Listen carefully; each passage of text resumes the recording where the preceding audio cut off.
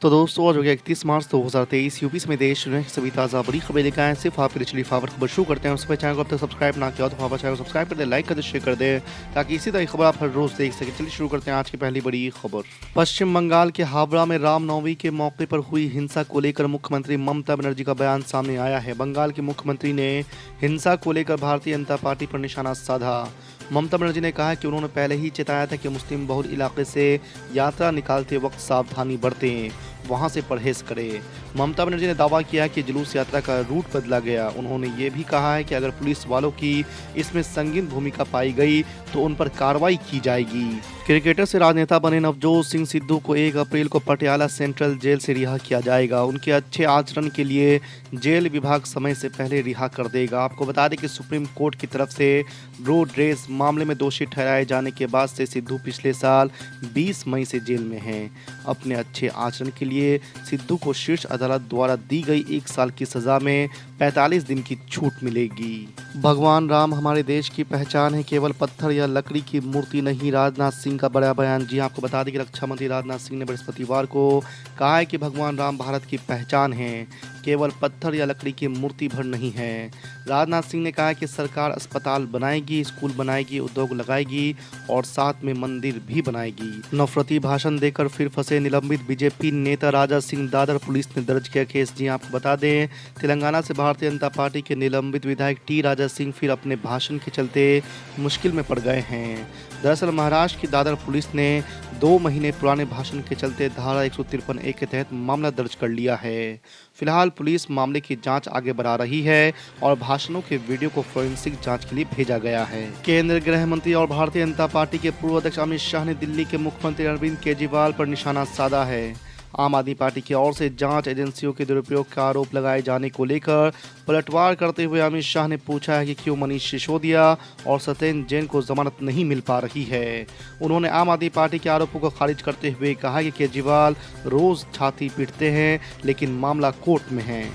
Samajwadi party ने नगर निगम, नगर पालिका परिषद और नगर पंचायतों के चुनाव के लिए अपनी तैयारियों पर और धार देगी।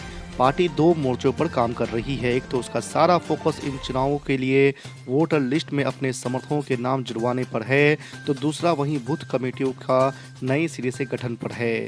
सपा इन बूथ कमेटियों के जरिए निकाय चुनाव के साथ ही साथ लोकसभा चुनाव के लिए भी अपनी संभावनाएं बेहतर करना चाहती है।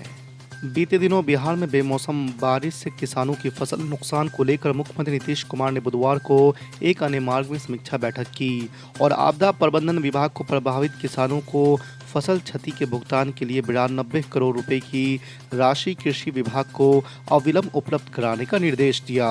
मुख्यमंत्री ने यह भी निर्देश दिया है कि आपदा प्रबंधन विभाग, कृषि विभाग एवं संबंधित जिला अधिकारी इसकी सघन मॉनिटरिंग करेंगे। एमआईएम प्रमुख असदुद्दीन ओवैसी ने कहा है कि आज का मुसलमान जागरूक है, उसे अपना अच्छा और बुरा बेहतर ढंग से मालूम है और वो उसे ही चुनेगा जो उसके और उसके बेहतर भविष्य के लिए काम करेगा। असदुद्दीन ओवैसी ने कहा है कि आज बीजेपी और प्रधानमंत्री मुसलमानों का हमदर्द बनने का ड्रामा कर रहे हैं और मुसलमान उनके ड्रामे को अच्छी तरह से समझ रहे हैं। असदुद्दीन ओवैसी ने कहा है कि आज मुसलमानों को प्रताड़ित किया जाता है और इसके बाद भी पार्टियां उम्मीद करती है कि मुस्लिम समाज उन्हें वोट करेगा। उन पार्टियों की सरकार ने ही मुसलमानों को दलदल में डाला है और अब वे मुसलमानों के समर्थन की उम्मीद में बैठे हैं। पश्चिम बंगाल की मुख्यमंत्री ममता बनर्जी ने 2024 में होने वाले लोकसभा चुनाव में विपक्षी दलों की भूमिका को लेकर बड़ा बयान दिया है। उन्होंने बुधवार को देश के सभी राजनीतिक दलों से अगले साल होने वाले आम चुनाव में एकजुट होकर भाजपा से लड़ने की अपील की है। ममता बनर्जी ने कहा कि हिंदू, मुस्लिम, सिख, ईसाई, पारसी सभी धर्मों के लोगों को भारतीय लोकतंत्र को बचाने के लिए भाजपा को हराने के वास्ते एकजुट होना चाहिए। उन्होंने कहा कि 2024 के संसदीय चुनाव में देश के नागरिकों और भाजपा के बीच की लड़ाई होगी। जन स्वराज के प्रमुख और पूर्व चुनावी रणनीतिकार प्रशांत किशोर ने बुधवार को कांग्रेस नेता राहुल गांधी की सदस्यता रद्द किए जाने के मामले में प्रतिक्रिया दी है।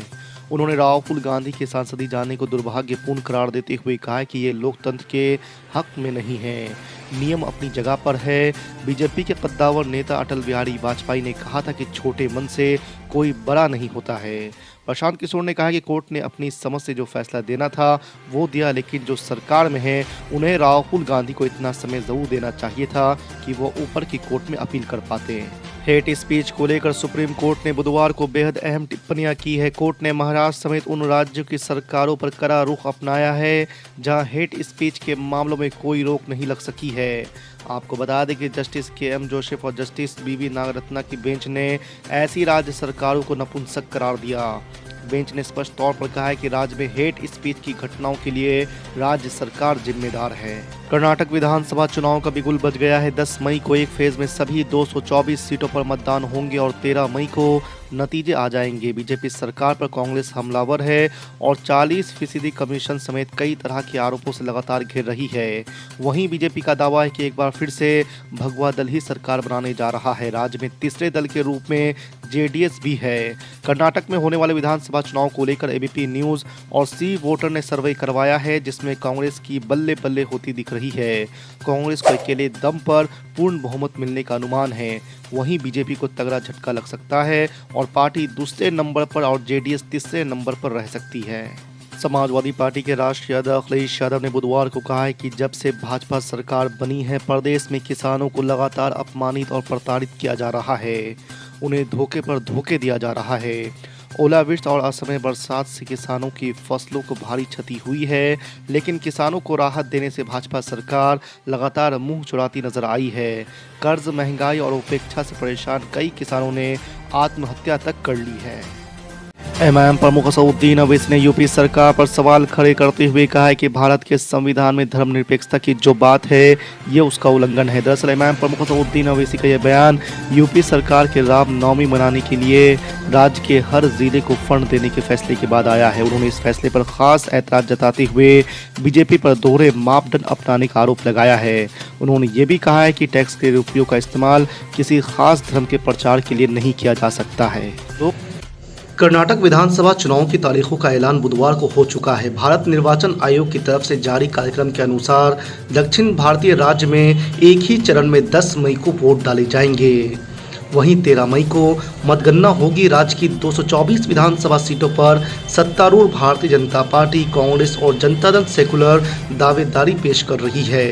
संभावनाएं जताई जा रही है कि मुकाबला त्रिकोणीय हो सकता है। लक्षद्वीप के सांसद मोहम्मद फैजल की लोकसभा की सदस्यता बहाल कर दी गई है। उन्हें एक मामले में सजा के बाद सदस्यता चली गई थी, लेकिन हाई कोर्ट से सजा पर रोक के बाद उनकी सांसदी वापस मिल गई है। हाई कोर्ट से सजा पर रोक के बाद भी मोहम्मद फैजल को सांसदी बहाल होने का इंतजार था और इस संबंध में कोई फैसला ना होता देख उन्होंने सुप्रीम कोर्ट में अर्जी दाखिल की थी। हालांकि सुप्रीम कोर्ट में सुनवाई से पहले ही उनकी सांसदी को बहाल कर दिया गया है। स्वतंत्रता सेनानी वीर सावरकर को माफी वीर जैसे शब्दों से नवाजे जाने का उद्धव ठाकरे की शिवसेना ने विरोध किया है। यही नहीं, इस विरोध के चलते ही सोमवार को दिल्ली में कांग्रेस की बुलाई गई विपक्ष की मीटिंग में भी उद्धव ठाकरे का कोई प्रतिनिधि नहीं पहुंचा। अब इस मामले में कांग्रेस और शिवसेना के बीच शरद पवार ने दखल दिया है। मल्लिकार्जुन खड़गे के आवास पर मीटिंग में पहुंचे शरद पवार ने कांग्रेस को इस दौरान समझाया कि वो सावरकर के मुद्दे पर ज्यादा ना बोले।